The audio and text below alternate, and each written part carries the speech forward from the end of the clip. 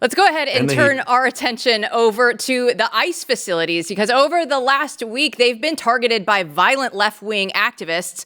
Two of them were in Texas. One of them was in Portland. But the headlines have been using words like attack and ambush to describe the incidents instead of a more fitting term like domestic terrorism. Let's go ahead and look at SOT2, the Antifa attacks there in the Portland ICE facility.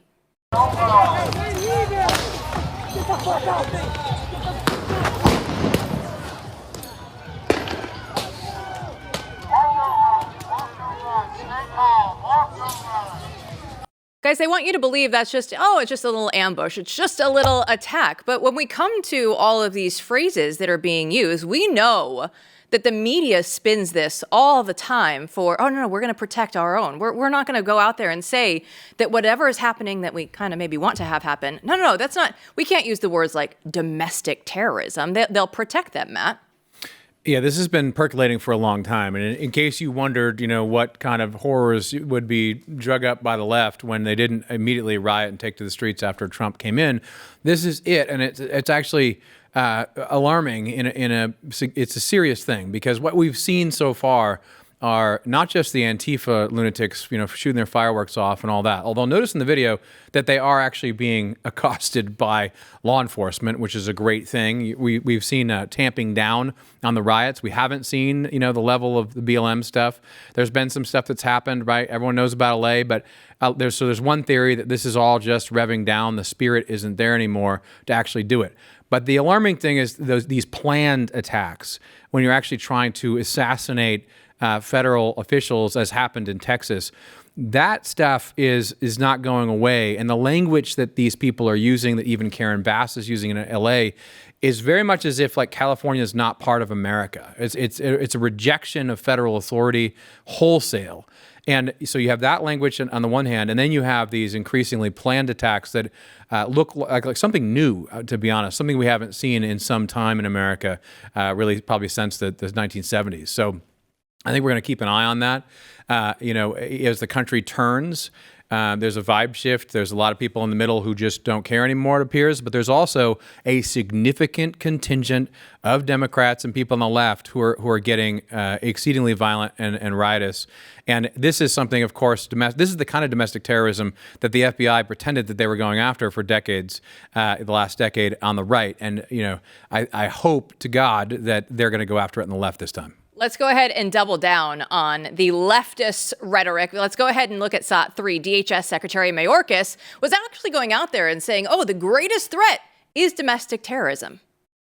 And what we in the Department of Homeland Security have assessed is that the greatest terrorism-related threat that we face in the homeland is the threat of domestic violent extremism. Individuals drawn to violence because of ideologies of hate or false narratives propagated on social media and other online platforms.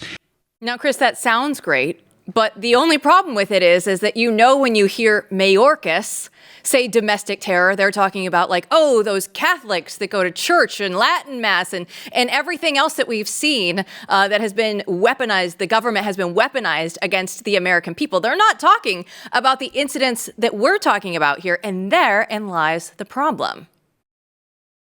Yeah, it does. Although that speech triggered me from back as an intern when I had to cover DHS solely, and that was the tenor of basically every speech I ever went to. It was so hard to stay awake during some of those early days. But it's such a what do they call it? Gaslighting of the American people when we've now lived through 10 years plus, no, even longer than that, of violent left-wing extremism in the United States. I mean, remember when Black Lives Matter came back on the scene in 2020 and people acted like, what is this new movement of people who are just trying to save lives? So these are the same guys who opened up fire as a sniper on police in Texas and killed multiple officers. This is the exact same organization and group of people. Well, not all the same people, and I guess they didn't have the same nonprofit status, but they called themselves Black Lives Matter.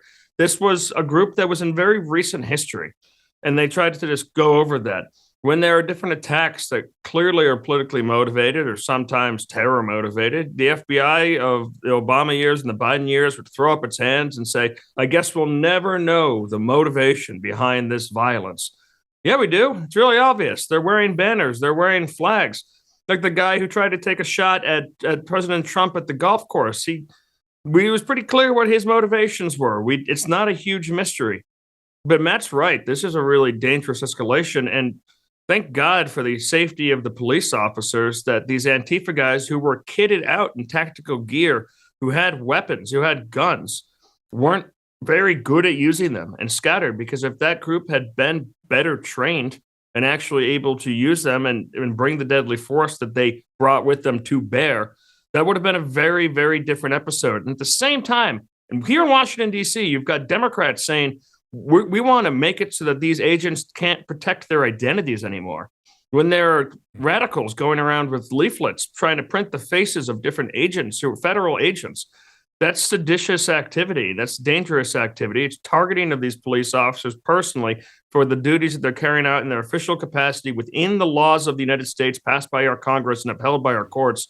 And they're being targeted by Democrats amid this violence because they're so confident that their friends in corporate media will hide this, will bury it, will use these words like, oh, it was a brawl, it was an attack, as opposed to what it really was, that they don't actually have to answer for trying to provide backing behind them at the same time. And by the way, where are the cities coming out, speaking of unmasking, and saying you can't wear masks anymore? I'm sorry, I just do not believe that the group of 16-year-old kids walking through D.C. in a 95-degree day are wearing balaclavas because they want to protect themselves from COVID. They're thieving. They're committing crimes. And when I moved to D.C., there was a law against covering your face in public. It was an anti-masking law. Cities across the country had those before COVID, and now people use them as just a way to protect their identity while they target police officers, and Democrats try to remove the masks from police officers who are being targeted by them. It's a situation where Democrats have become so lost on this that they are backing up the violence because they don't know what to do peacefully anymore. Yeah, and you throw onto this the fact that you see this, the USAID and former State Department employees who are pissed off, who are bragging about the fact that we were paid to create, revolution in other countries, and now, you made a big mistake because we're all going to do that here.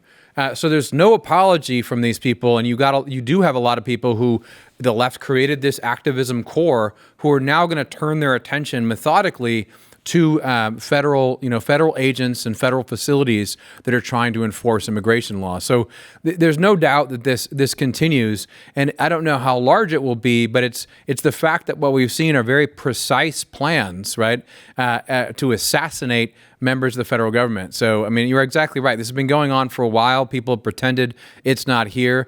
What we want to see from the federal government now is acknowledgement, and we have seen some of that already, that this is domestic terrorism, as Jill says, and that we systematically go after these people. Final thoughts, Chris?